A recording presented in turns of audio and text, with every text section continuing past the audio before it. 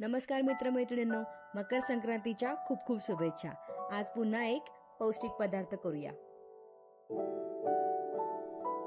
तीळ खजूर शेंगदाणे वडी करण्यासाठी लागणारे साहित्य आहे 1 वाटी खजूर, 1 वाटी शेंगदाणे, पाव वाटी तीळ, 3 ते 4 चमचे दूध, डार्क चॉकलेट, राईस क्रंची किंवा ड्रायफ्रुट्स हे ऑप्शनल आहे आणि शेंगदाणे आणि तीळ हे भाजून घ्यायचे।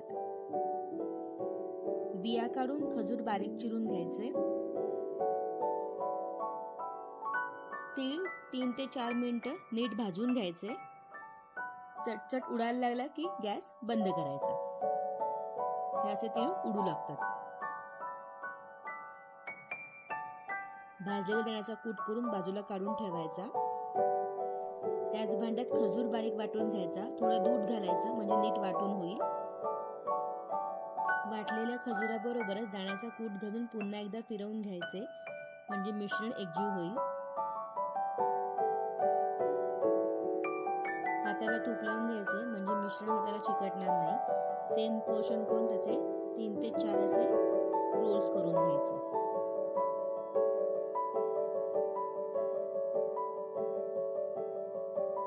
भाजलेल्या तिळात रोल्स असे नीट घोळवून घ्यायचे। सगळीकडून व्यवस्थित तीळ लागले गेले पाहिजे।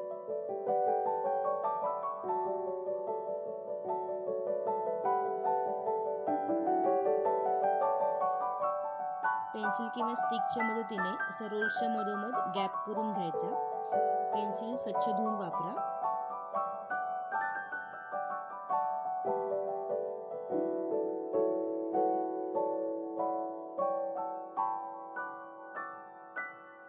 डार्क चॉकलेट मेल्ट करून घ्यायचे डबल बॉयलर मेथडने।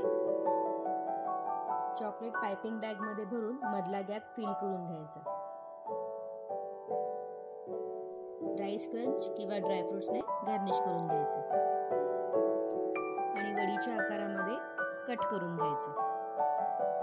अजून एका प्रकारे शेप देता येईल। सरळ राऊंड बॉल करायचे आणि पेन्सिलने कॅव्हिटी करून घ्यायची आणि ह्या कॅव्हिटीमध्ये चॉकलेट फिल करायचं। डार्क चॉकलेट पूर्णपणे ऑप्शनल आहे। त्याच्याऐवजी बारीक चिरलेले ड्रायफ्रुट्स घातले तरी खूप छान लागते। अशा प्रकारे तीळ खजूर शेंगदाणा वडी तयार आहे की नाही झटपट तयार होणारी संक्रांत स्पेशल डिश। कशी वाटली रेसिपी कमेंट बॉक्स मध्ये नक्की सांगा। Thanks for watching.